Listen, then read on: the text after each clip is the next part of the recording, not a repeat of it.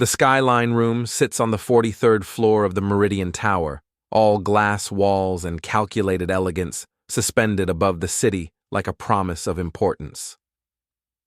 Tonight, it hosts our firm's annual partner dinner.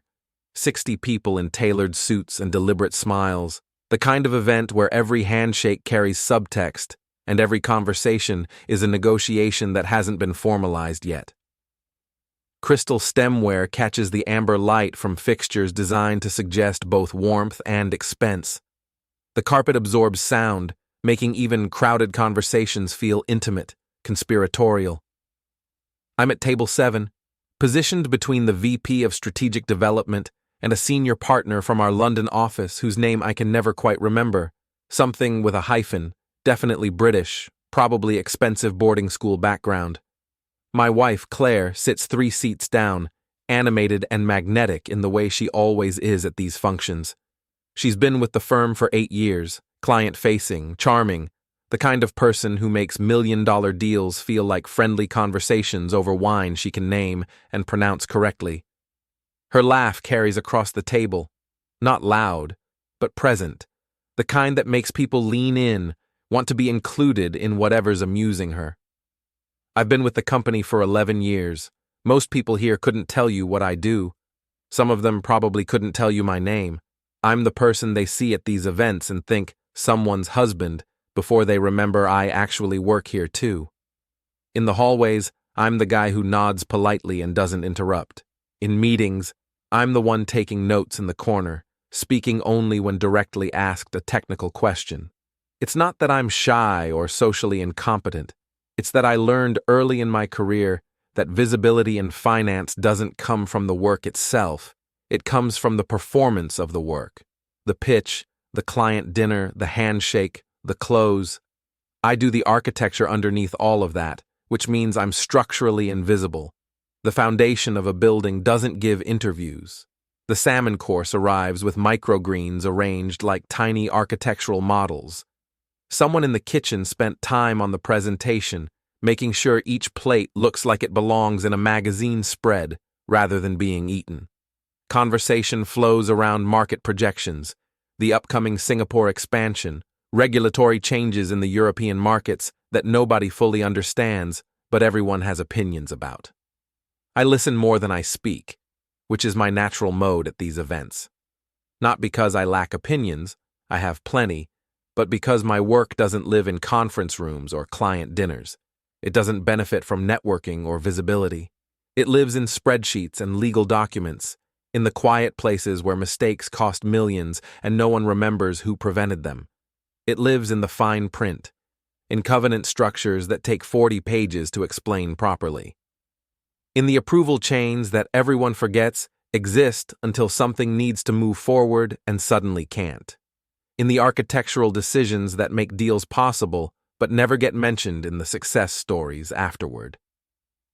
The VP of Strategic Development is explaining something about emerging markets exposure, gesturing with his fork in a way that makes me worried for the woman sitting across from him. Next to me, the London partner makes thoughtful sounds of agreement that could mean anything from deep understanding to absolute confusion. I suspect the latter, but he's British enough to make it ambiguous. The table has the comfortable rhythm of people who've done this before, who know the social choreography of these dinners, appear engaged, laugh at appropriate moments, remember names, position yourself strategically for the conversations that happen afterward. The derivatives exposure is actually more manageable than the headline numbers suggest, someone says. Marcus, I think, from Risk Assessment. I've worked with him tangentially on 3 or 4 deals.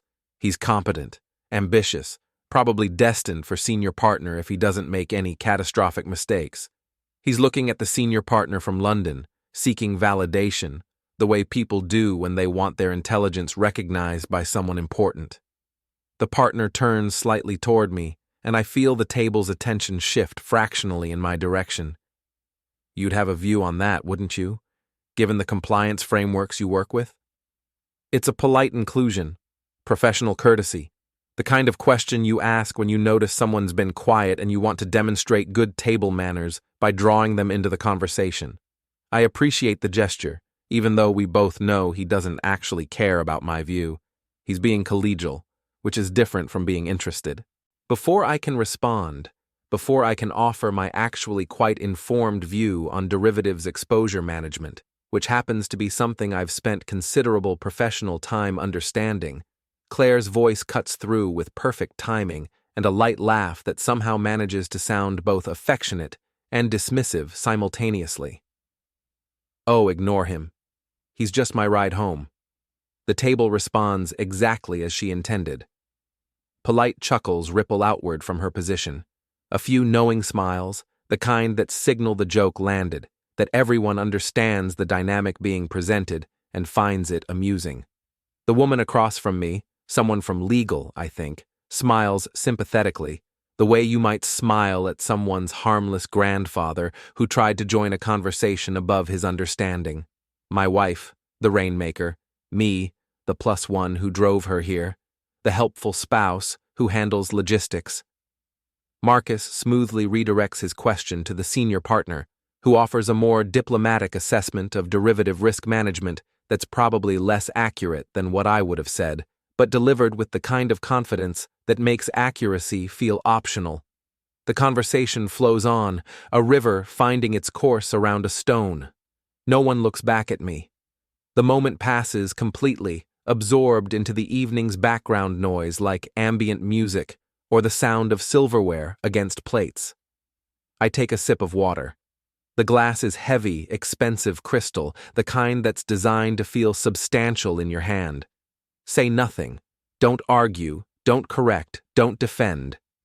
The comment sits in the air for exactly as long as it takes for the next topic to emerge, which is approximately 8 seconds, and then it's gone, dissolved into the general atmosphere of polite conversation and professional networking. Except it isn't gone. Not really. Everyone at that table just learned something about hierarchy, about who matters in the professional ecosystem we all inhabit and who doesn't, about whose opinion holds weight and whose presence is merely incidental, about which roles are essential and which ones are decorative. My wife just taught them that I'm decorative, optional, a logistical convenience who can be safely ignored when actual business is being discussed, and they believed her instantly. Not because they're cruel or deliberately dismissive, but because it fits so naturally into their existing understanding of how the world works. Client-facing roles matter. Revenue generators matter. The people who make the deals happen matter. The people who make sure the deals don't explode 3 years later, that's just cost center activity. Overhead. The kind of thing that happens automatically, like IT support or facilities management. Necessary in some abstract sense, but not worth thinking about. I cut into my salmon. Let the conversation continue around me, a tide that no longer expects me to contribute. Don't argue, don't correct, don't defend. Someone makes a joke about the Singapore humidity. Someone else mentions a restaurant they tried in London. The table laughs at appropriate moments.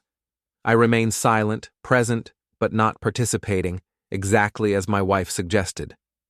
But I note the time on my watch, 7:47 p.m., and I remember every face that smiled, every person who accepted the new hierarchy she just established, every colleague who now believes I'm optional. Marcus, with his ambitious smile, the London partner with his polite chuckle, the legal woman with her sympathetic eyes, the VP of strategic development, who didn't even react because I'd already been invisible to him. The junior partner at the far end who laughed a bit too loud, trying to signal agreement with Claire's assessment. All of them, catalogued, remembered. The salmon is perfectly cooked, tender, flaky, seasoned well. I eat slowly, mechanically, while around me the evening continues its choreographed progression toward dessert and coffee, and the informal networking that happens afterward, when people drift between tables and make the real connections that matter. Claire is in her element now, her voice carrying across the table as she describes a client meeting that went particularly well, making everyone lean in with her storytelling. She's good at this. Really good. It's not a performance. She genuinely enjoys these events, genuinely finds energy in the social dynamics of professional networking. That's what makes her excellent at her job, and it's what made tonight's comment so dangerous. Because it wasn't malicious, it wasn't calculated, it was casual, comfortable, true.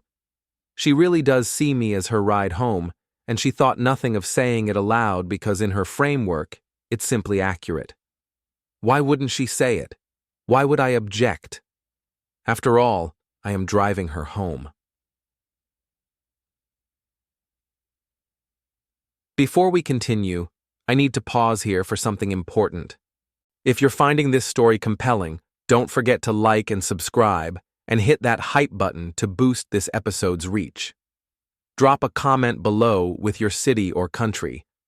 I'm always curious where viewers are joining from, and it helps me understand who's connecting with these stories. Now, let's get back to what happened next.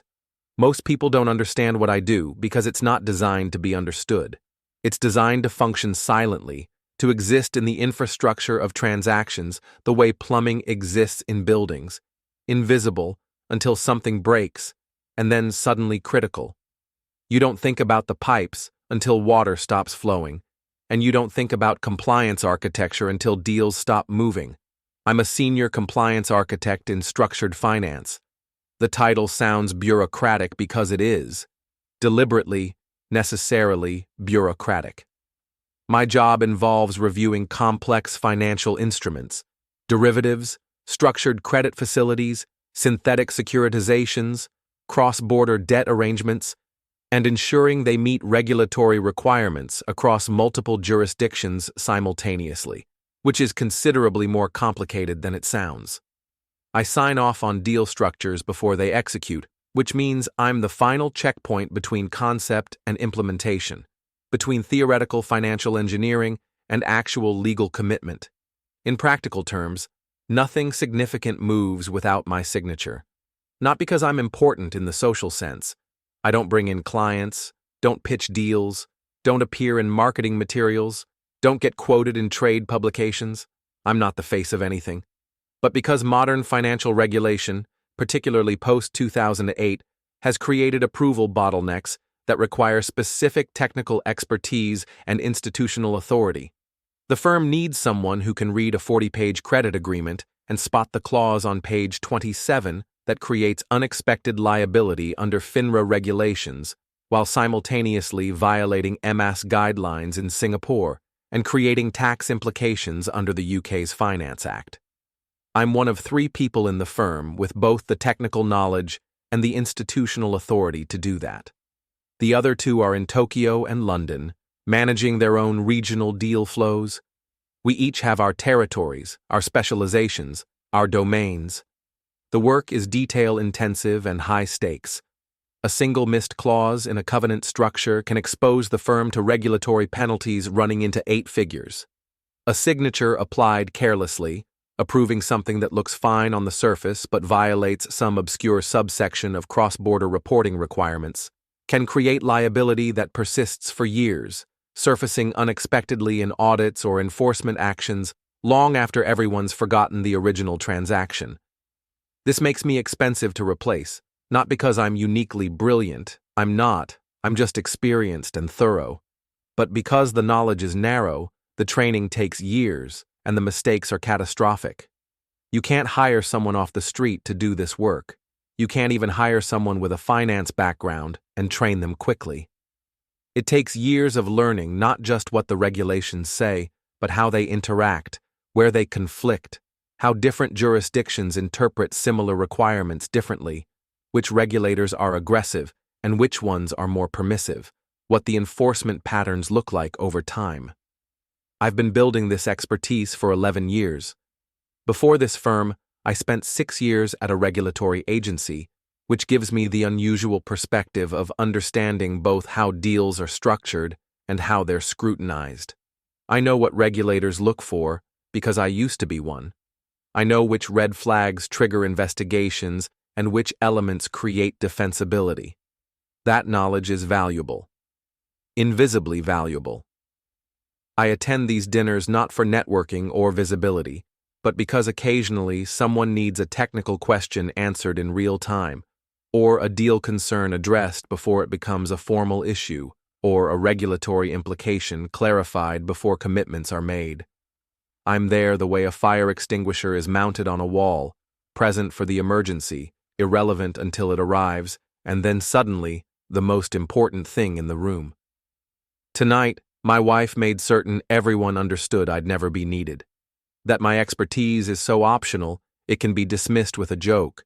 That my presence is so unnecessary, it can be reduced to transportation logistics. The ride home is quiet. Claire scrolls through her phone in the passenger seat, texting with someone, probably Marcus or the London partner, maintaining the connections she just strengthened, following up on the promising conversations, keeping momentum alive. The screen illuminates her face in the darkness. I drive, eyes on the road, hands steady on the wheel, the route so familiar I could probably do it unconscious. We take the highway, then the exit near the university, then the tree-lined streets of our neighborhood where every house looks expensive and well-maintained. Landscaping services, professional painters, the kind of upkeep that signals success without being ostentatious about it. We chose this neighborhood specifically for that balance, successful enough to feel secure, not wealthy enough to feel pretentious. "Good dinner," she says, not looking up from her phone. "Yeah." Marcus seemed impressed with the Singapore projections. "Mm-hmm."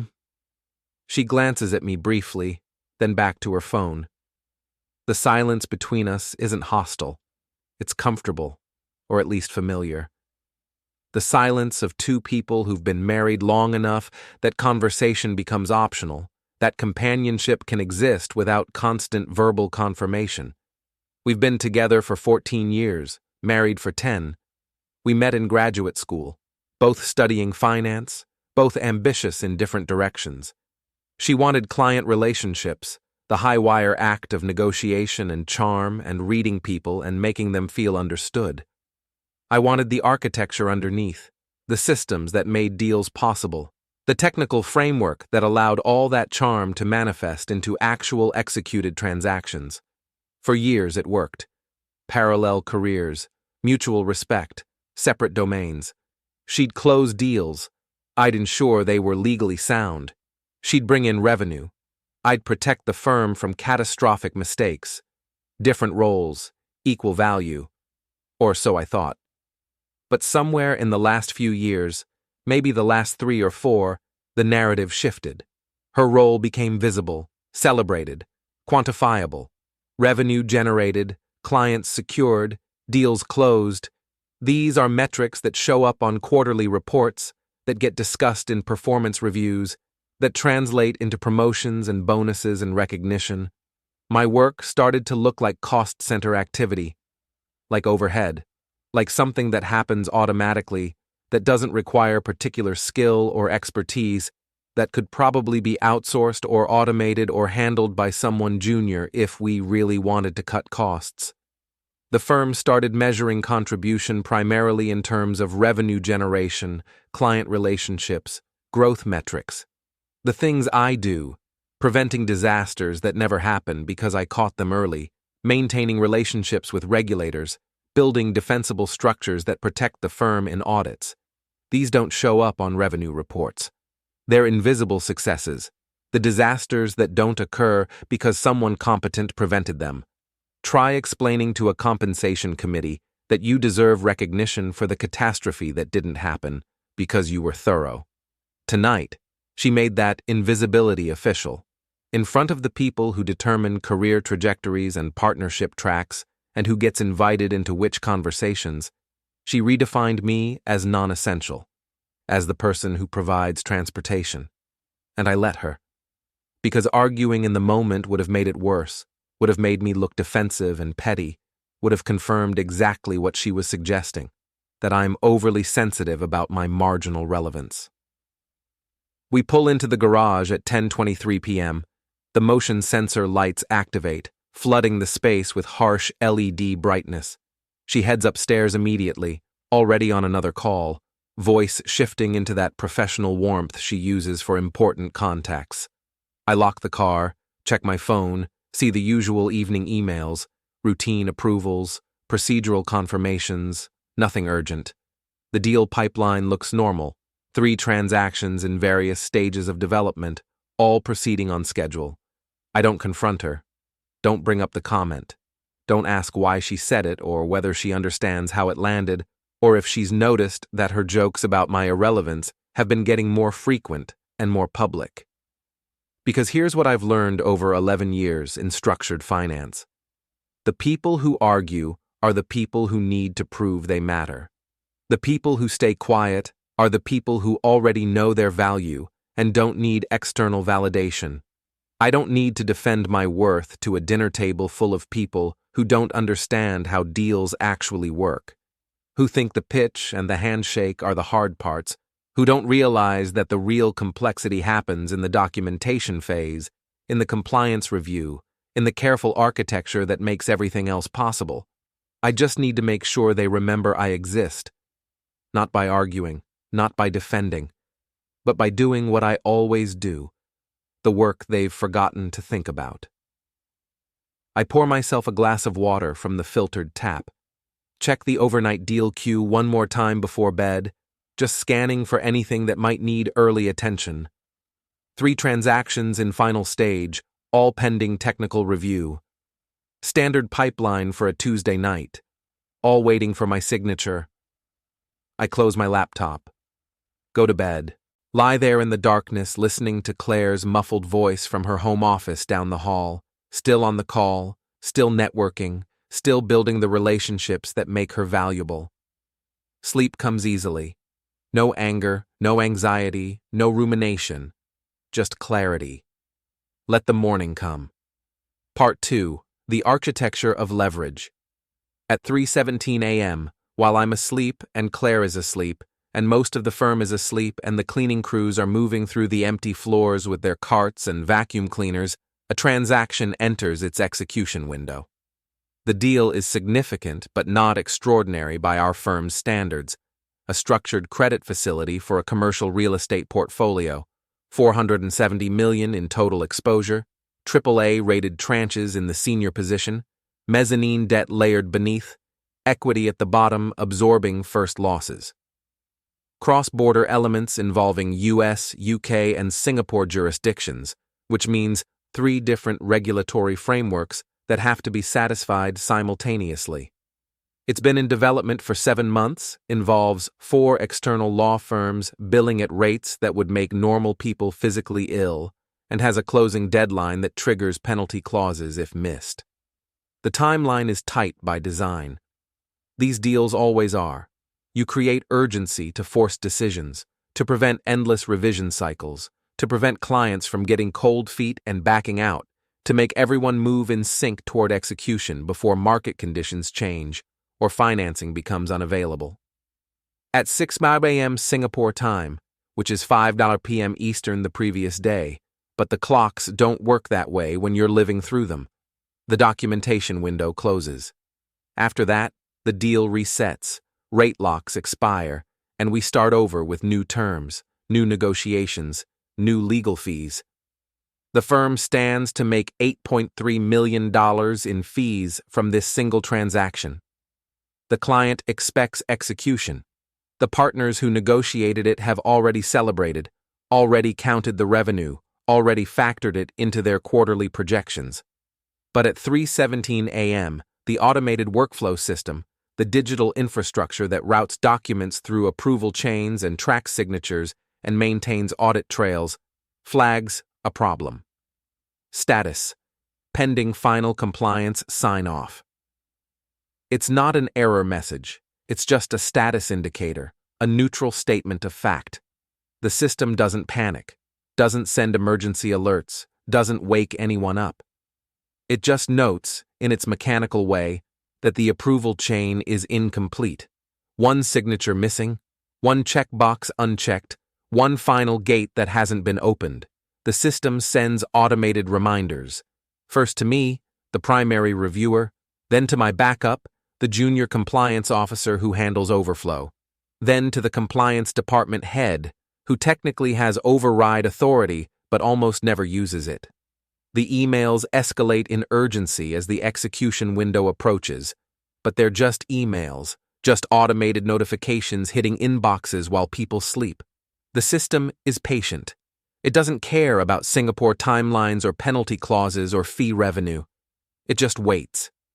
At 5:45 a.m., someone in operations, probably the night shift supervisor, someone who monitors these systems and catches problems before they become catastrophic, realizes the signature hasn't cleared, sees the status indicator, checks the timeline, calculates the gap between now and the closing window, and makes the professional decision that this needs escalation. At 6:20 a.m., they start making calls. First to compliance, getting voicemail, then to legal, getting voicemail. Then to the duty partner, who's probably just waking up, who listens to the explanation and says something like, "Why the hell hasn't this been signed yet?" At 7:00 a.m., the Singapore team sends a priority message through the internal communication system, the kind of message that comes with high priority flags and urgent tags. Documentation window closing in 10 hours. Need immediate confirmation of approval status. Client is expecting execution timeline as discussed. The Singapore team is professional, polite, but underneath the diplomatic language, there's tension. They've been working with this client for months. They've made promises about timing, about efficiency, about our firm's ability to execute complex transactions smoothly. They've built trust that's now being tested by a missing signature from someone they've probably never met. Someone in New York, whose name they might not even know. At 7:30 a.m., the backup compliance officer logs in from home, sees the urgent messages, pulls up the file to review. He's young, competent, well-trained, reads through the documentation carefully, sees the complexity, the cross-border elements, the jurisdictional issues, the intricate covenant structures, makes the correct professional decision, the one I would have made in his position. This needs the primary reviewer. The deal is too complex, too nuanced, too full of technical details that require deep expertise. I'm not signing this without full context. If something goes wrong, if there's a problem we miss because I didn't have complete knowledge of the development history, the firm carries that liability forever. It's the right decision, professionally unassailable, but it means the bottleneck remains. At 8:15 a.m., the department head tries calling me. My phone rings on the nightstand, buzzing and illuminating, but I don't hear it. Not because I'm avoiding it. I genuinely don't hear the phone. I'm in the shower, getting ready for a normal workday, hot water cascading down, thinking about nothing more urgent than which shirt to wear, unaware that 3 time zones away, a very expensive clock is running out and people are starting to panic. At 8:40 a.m., someone in the executive suite, probably Gerald's assistant, maybe someone from legal, suggests routing the approval through alternative channels. Can we get one of the other senior compliance architects to sign? Can we escalate through different authorization pathways? Can we work around this somehow? At 8:43 a.m., legal confirms that's not possible. They pull up the deal documentation, review the signature authority matrix, confirm what everyone should have known from the beginning. The covenant structure specifically requires sign-off from a senior compliance architect with cross-jurisdictional authority. There are 3 people in the firm with that designation. I'm the primary on this file. The other 2 are in Tokyo and London, both asleep in their respective time zones, and neither has the file history to review it properly in the time remaining. Even if you woke them up right now, even if they dropped everything, they'd need hours to get up to speed on the technical details, to understand the development history, to review the document history competently enough to sign with confidence. There's no shortcut, no workaround, no alternative pathway. The deal moves when I sign it, and not before. At 9 a.m., I arrive at the office, coffee in hand from the shop 2 blocks away, thinking about the weekly compliance briefing scheduled for 10 Talav, mentally preparing to discuss some routine updates to the regulatory framework. The elevator ride up is quiet.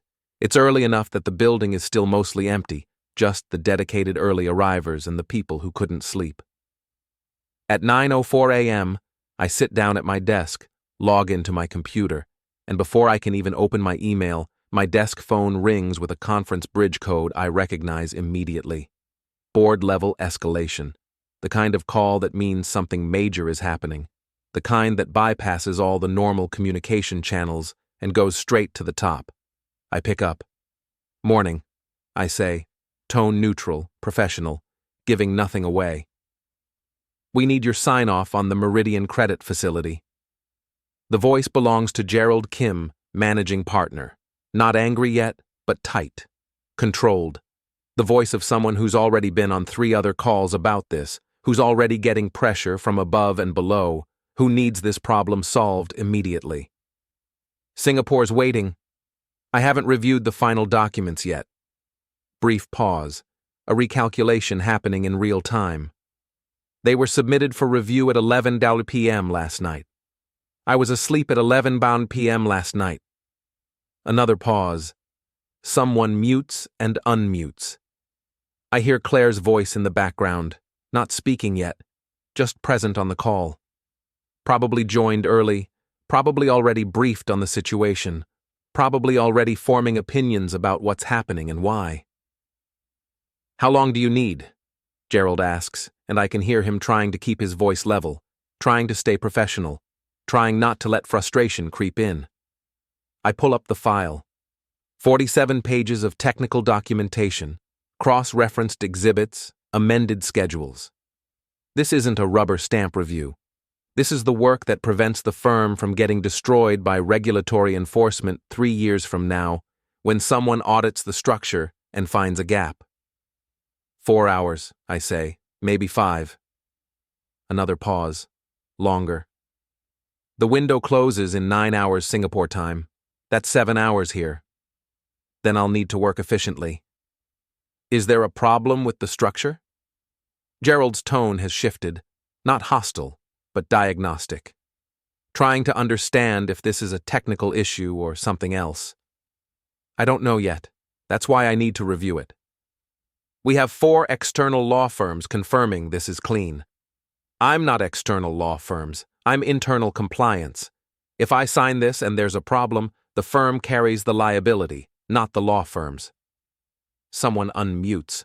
Marcus, I think. "We've been through multiple revisions. This has been vetted extensively." "I'm sure it has. I still need to read it." Claire's voice finally joins, careful and professional. "Is there something specific you're concerned about?" It's a good question. Perfectly reasonable. Designed to sound collaborative while actually asking, "Are you stalling?" "I'm concerned," I say calmly, "about signing a document I haven't read." Silence on the line. The kind that means multiple people are muting to have side conversations. Gerald returns. 4 hours. We'll check back at 1 p.m. I'll let you know when I'm done. "We need this to move, David." "I understand." The call ends. I lean back in my chair, open the file, start reading from page 1. Behind me, the office is waking up, voices in the hallway, keyboards clicking, coffee machines humming. Normal day, routine morning. Except 9 floors up, in the executive suite, people are realizing something they should have understood years ago. Optional doesn't mean powerless. It just means invisible until the moment you're not. I don't rush. Rushing is how mistakes happen. Rushing is how you miss the clause buried in Exhibit G that contradicts the representation in Section 4.7. Rushing is how you create liability that doesn't surface until an auditor asks a question 3 years later and suddenly the firm is explaining to regulators why a $470 million transaction violated cross-border reporting requirements. So I read at exactly the speed I always read. Carefully, completely. The document is technically sound. The external law firms did good work. The structure is elegant. The jurisdictional elements properly balanced. But on page 29, in a subordination clause, there's language that creates potential ambiguity in a default scenario. Not wrong exactly, but imprecise. The kind of imprecision that becomes a problem when enforcement gets involved. I draft a clarification note, send it to legal, copy Gerald, subject, Meridian Credit Facility, minor language adjustment needed. Then I keep reading. At 10:30 a.m., my desk phone rings. Gerald again. Your clarification note, is this a blocking issue? It's a precision issue, needs one sentence revised in the subordination waterfall. How long? 30 minutes for legal to revise, 10 minutes for me to confirm. And then you'll sign? If the rest of the document is clean, yes. He doesn't thank me, just disconnects. By 11 a.m., legal sends the revised language. It's perfect, exactly what I specified. I confirm receipt, continue reading. By 12:15 p.m., I've reached page 44. Everything checks out. The structure is sound, the revisions are incorporated, the compliance framework is solid. I could sign now, but I don't. Instead, I take lunch. Not to be vindictive, I'm genuinely hungry, and the cafeteria closes at 1 p.m. I eat a sandwich, drink another coffee, check my personal email, return to my desk at 12:50 p.m. At 1 p.m., my phone rings exactly on schedule. Status? Gerald asks. Almost done. Another hour. The Singapore window. I'm aware of the timeline. David. His voice is careful now, walking a line. Is there something else happening here? It's the question he's been wanting to ask since 9:04 a.m. The question everyone's been thinking. Is this professional caution, or is this something personal? I'm doing my job, I say simply. Same way I always do it. Claire mentioned there might be... Claire isn't on this file. Pause. She's been the primary client contact for 7 months. And I'm the compliance sign-off. Different roles. Another pause. Longer. 1 hour, Gerald says. I'll call when I'm done. I hang up. Return to the document. Read the final 3 pages with the same careful attention I've given the previous 44. At 1:47 p.m. I finish. Everything is in order. The deal is clean. There's no legitimate reason to withhold approval. I open the signature portal, enter my credentials. The document appears, waiting for final authorization. I look at it for a long moment. Then I stand up, walk to the coffee station, refill my mug, exchange pleasantries with someone from accounting, return to my desk at 2:03 p.m. At 2:05 p.m., my phone rings. Gerald again, but this time the tone is different, not tight, sharp. David, we're now inside 4 hours for Singapore close. I know. Are you going to sign this or not? And here's the moment, the fulcrum point, the place where I either use the leverage I have or let it dissolve back into routine. I could explain about last night, about the dinner table, about being called a ride home in front of partners and clients, about watching people smile at the idea that I'm decorative, optional, non-essential. But that would be petty, that would be emotional, that would reduce this to a marital dispute playing out through professional channels. So instead, I say something much simpler. I'll need more time. How much time? I'm not sure yet. That's not an answer. It's the only answer I have right now. Silence. Not the muted conversation silence from this morning. Real silence. The silence of someone recalculating everything they thought they understood about a situation. David, Gerald says slowly, if you're holding this deal hostage over something personal. I'm not holding anything hostage. I'm doing exactly what the firm pays me to do, making sure we don't execute a transaction I'm not comfortable signing. You said the revisions were perfect. You said everything checks out. I said the language was precise. I didn't say I was done reviewing. What else is there to review? You've been on this for 5 hours. Complex deals take time. This is not a complex deal by our standards. Then have someone else sign it. Pause. You know we can't do that. Then I guess, I say calmly, we're both stuck with my timeline. I can hear him breathing, controlled, professional. But underneath, something else. Not anger exactly. Recognition. The slow, unwelcome realization that the person everyone forgot about is the person currently holding the gate closed. "What do you want?" he asks finally. It's the wrong question, but it's the question he has to ask. Because in his framework, this must be a negotiation, a power play, a demand. "I want to do my job properly," I say, same as always. "David, I'll call you when I'm ready to sign." I disconnect, sit back in my chair. Outside my window, the city continues. Traffic, construction, people moving through their days.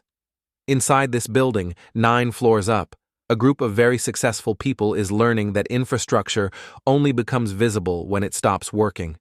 I'm not sabotaging the deal. I'm not destroying anything. I'm just taking my time, the way someone might take their time driving someone home. At 2:47 p.m., my desk phone rings again. This time it's Claire. "David."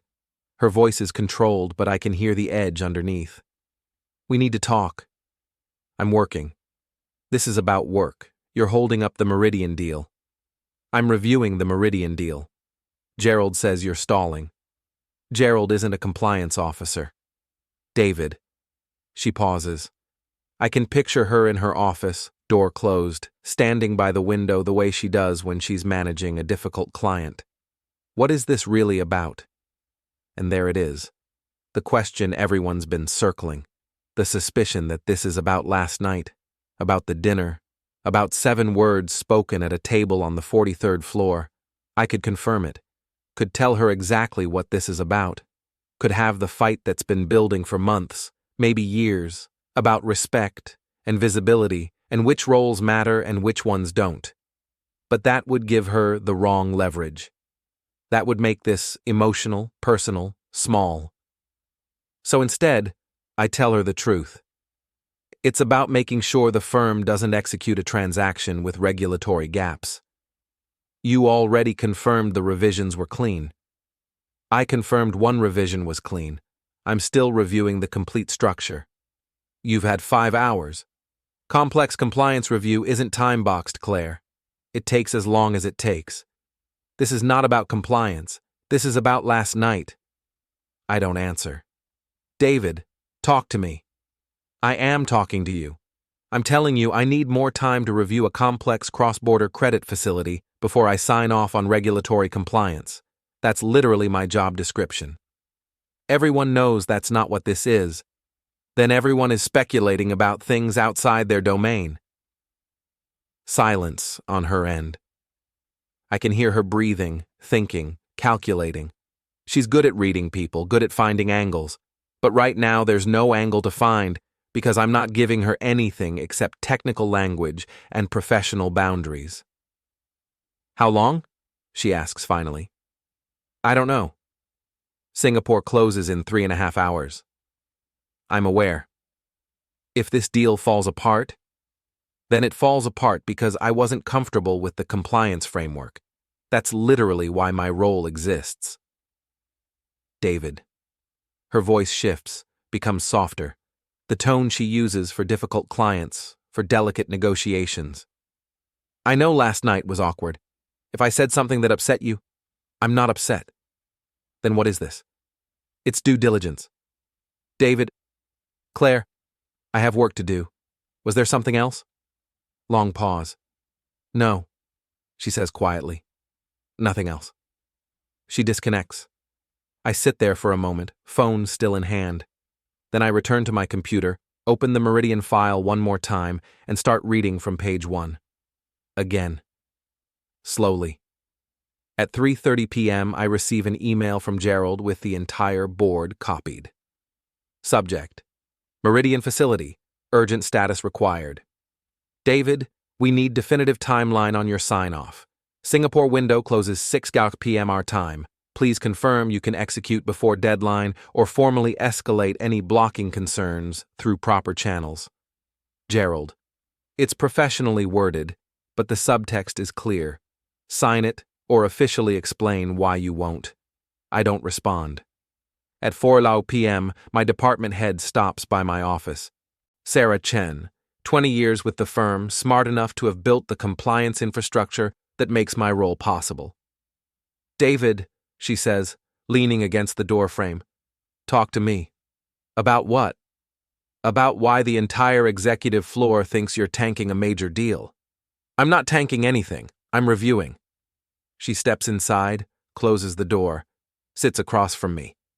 We've worked together for 8 years. She hired me. She knows how I work. You've reviewed this deal 3 times now, she says.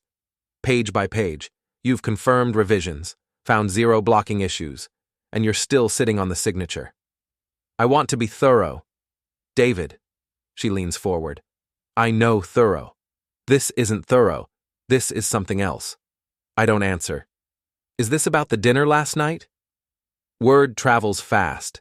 I shouldn't be surprised, but somehow I am. Somewhere between last night and now, the story spread. The comment, the context, the implication. This is about compliance review, I say. Bullshit. She says it kindly but firmly. I've seen you sign off on more complex deals in 2 hours. This one is clean and you know it. I want to be certain. You are certain. You're just choosing not to act on it. She's right, of course. She's completely right. But she's also missing the larger point. Sarah, I say quietly, how many people at that dinner could tell you what I do? She pauses. What? The partner dinner, 60 people, high performers, senior management, board members. How many of them understand my actual function in this firm? She doesn't answer immediately. How many of them, I continue, could explain why a deal stops moving when I don't sign? How many know what compliance architecture actually is? How many recognize that the firm's entire operational framework depends on people like me catching things that everyone else misses? David, my wife called me her ride home, in front of partners, in front of people who decide promotions and compensation and who matters. And they smiled, Sarah. They smiled because it made sense to them, because I'm invisible until something breaks. So you're making something break? No. I shake my head. I'm making sure people remember that nothing moves until I say it does. That's not revenge. That's just reality finally being visible. She sits back, studies me for a long moment. You know this could backfire, she says. If the deal collapses, if Singapore walks, then they walk. And next time someone questions why compliance review takes time, they'll remember what happens when you rush it. That's a very expensive lesson. Yes, I agree. It is. She stands up, walks to the door, pauses with her hand on the handle. For what it's worth, she says, not looking back. She shouldn't have said that. Then she leaves. I check the time. 4:23 p.m., less than 2 hours until close. My phone rings continuously now. Gerald, Marcus, partners I barely know. Everyone suddenly very interested in my timeline, my concerns, my professional opinion. I let them go to voicemail. At 5 p.m., Claire appears in my doorway. No warning, just suddenly there. She looks different than this morning. Tired. The careful polish is still there, but underneath, something's shifted. Can we talk? She asks. I'm working. David, please. I gesture to the chair Sarah vacated. She closes the door, sits down slowly. I know what this is about, she says. Do you? Last night, what I said, it was stupid. It was honest. She flinches slightly. It was a joke. Jokes reveal things. David. Do you know, I say calmly, what I actually do? Can you explain my role to someone who doesn't work here? She opens her mouth, closes it, tries again. You handle compliance, regulatory stuff. Regulatory stuff, I repeat. That's what 11 years reduces to, regulatory stuff. That's not fair. You introduced me as your transportation, in front of the people I work with, the people whose deals I make possible, and they laughed, Claire. They accepted it immediately because I've been so invisible for so long that it sounded reasonable. I didn't mean, yes you did, Maybe not consciously, maybe not maliciously, but you meant it. Because somewhere along the way, you started believing that client-facing work is real work and infrastructure work is just overhead. She's crying now. Quietly, but definitely crying. "I'm sorry," she whispers. "I know." "Then why are you doing this? Why are you holding the deal?" "I'm not holding it, I'm just not fast-tracking it. David, if this collapses, then everyone learns that compliance review happens on my timeline, not theirs. This will hurt me too, you know that." "Yes," I say. "I do." She stares at me, and in that moment, I see her understanding shift. This isn't about the deal. This isn't about revenge. This is about visibility, about making sure that every person in this building remembers that the invisible infrastructure isn't optional. "Please," she says, "please don't let it fall apart." I check my watch. 5:17 p.m., 43 minutes to close. "The document is clean," I say finally. "The revisions are solid. There are no blocking compliance issues." Hope flickers in her eyes. "But I'm going to finish reading it. Page 1 to 47. One more time, to be absolutely certain." "David, and when I'm done, if I'm satisfied, I'll sign." "When will you be done?" "When I'm done." She stands up, walks to the door, turns back. "I really am sorry," she says. "I believe you." She leaves. I open the document. Start reading. Slowly. At 5:47 p.m. Singapore time, which is 5:47 a.m. Eastern the next morning, but the clocks don't work that way when you're living through them, the Singapore team sends a final message. Urgent. Window closing in 13 minutes. Need immediate confirmation or we proceed with termination protocols. My phone hasn't stopped ringing for 40 minutes. Voicemails pile up. Text messages arrive in clusters. Someone tries to physically come to my office, but I've locked the door. I'm on page 39 of my 4th complete read-through. Everything is exactly as clean as it was the first time. Better, actually, with the subordination revision. This is solid work, defensible structure, fully compliant across all jurisdictions. I've known that since 1:47 p.m., but I'm reading anyway. Because speed implies things are simple. Speed implies the work doesn't matter. Speed implies that anyone could do this, that it's just a formality, just a signature on a line. Speed makes you invisible. At 5:52 p.m., someone bangs on my door. "David!" It's Gerald, actually physically here, not calling from the executive floor. "Open the door." I don't respond. Keep reading. "David, we have 8 minutes. 8 minutes before we lose this deal, lose the client, and trigger penalty clauses that—" He stops himself, recalibrates. "Please, I'm asking. What do you need?" I reach page 45. At 5:54 p.m., Claire's voice joins him in the hallway. "David, I know you're angry. I know I fucked up, but please don't let this destroy everything we've both worked for." Page 46. At 5:56 p.m., Sarah's voice cuts through. "David, I'll take responsibility. Whatever you need to document, whatever concerns you want escalated, I'll back you. But right now, we need a decision." Page 47, final page. Everything checks out. Everything is clean. The deal is sound. I check my watch. 5:57 p.m. 3 minutes. I could let it die. Could sit here silent while the window closes and the deal evaporates and everyone learns exactly how much power the invisible infrastructure actually holds. It would be satisfying. Dramatically satisfying.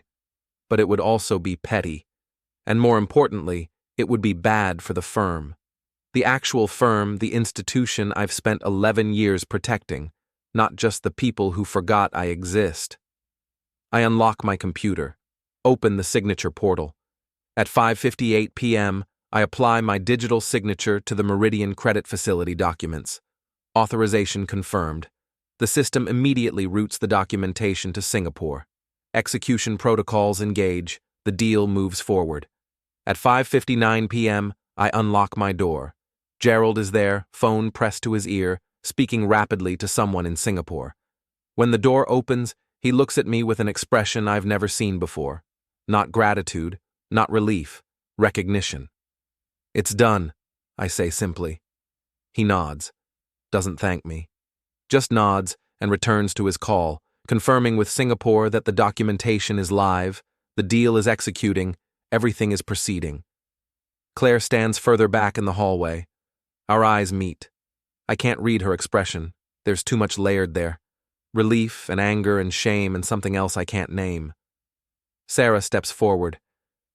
You cut that very close, she says quietly. I was being thorough, I reply. She almost smiles. Yeah, you were. I gather my things, lock my computer, check my watch, 6:03 p.m. The deal closed with 60 seconds to spare. I'm going home, I say to no one in particular. I walk past Gerald, past Claire, past the small crowd that's gathered in the hallway. They part silently. No one speaks, no one asks questions. The elevator ride down is quiet. The next morning, I arrive at work at my normal time, 7:30 a.m. The office feels different. Subtle shift. People make eye contact in the hallways. Colleagues who normally walk past without acknowledgement nod slightly. My presence registers in a way it hasn't before. At 9:00 a.m., I have a meeting scheduled with Gerald and Sarah. When I arrive, they're already there. David, Gerald starts, about yesterday. The deal closed successfully, I say. Everything proceeded on schedule. Barely. But successfully.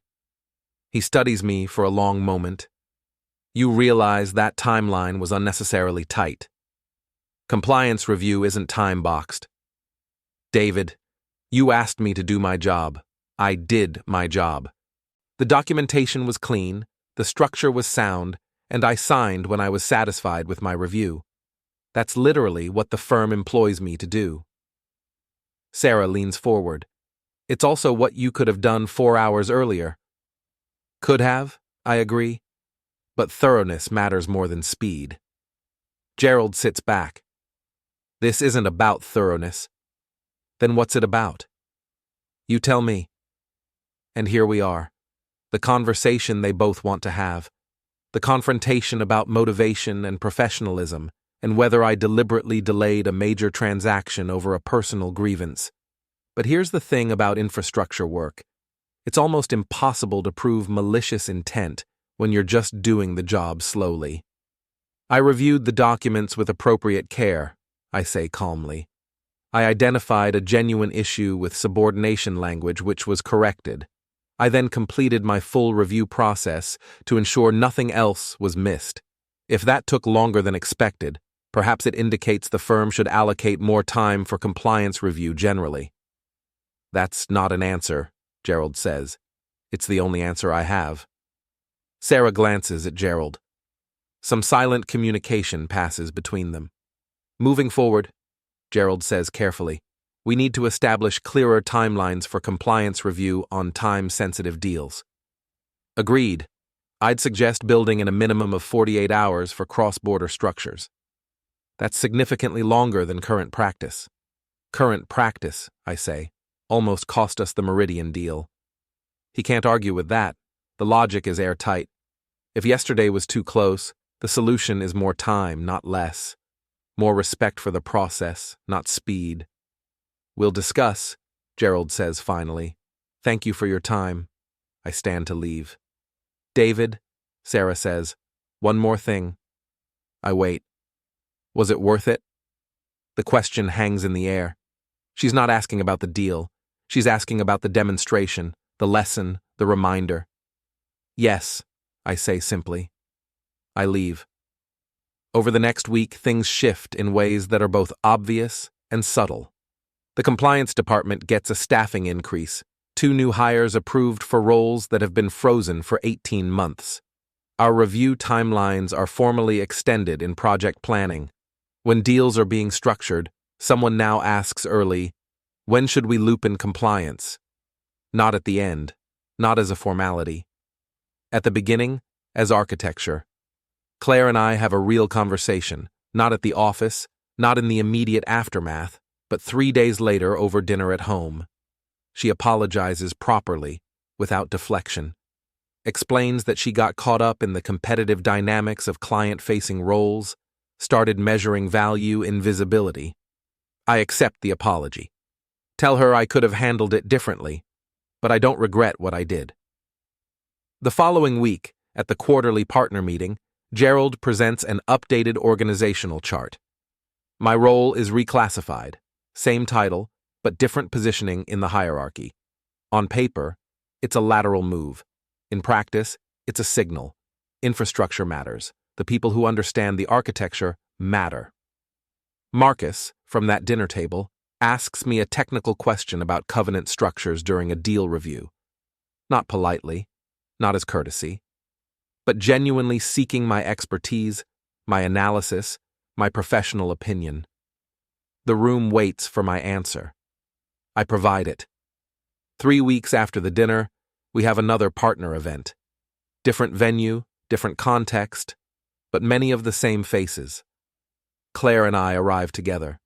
When someone asks her about the Singapore expansion work she's leading, she answers fully.